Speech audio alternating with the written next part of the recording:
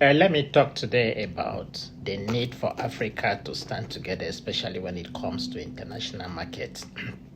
Africa today is not confronted by a single army or some adversary out there who we think is just out to destroy Africa. No.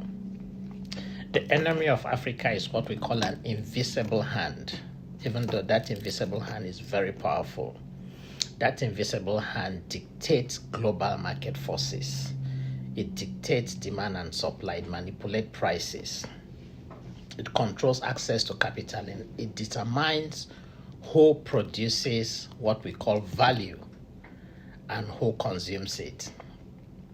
And this single enemy of Africa thrives on Africa's fragmentation. That is, it thrives because Africa is very divided. So individually, African nations, they have a weak bargaining power.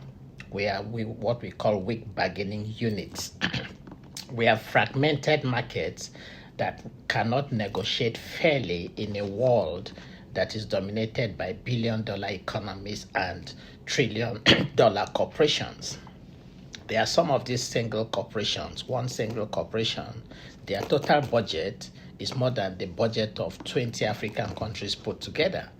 So we cannot negotiate individually. We need to negotiate as a bloc. These guys who control Africa and African resources, they sit down in New York, in Paris, in Brussels, and tell Africa how much we can sell our cocoa.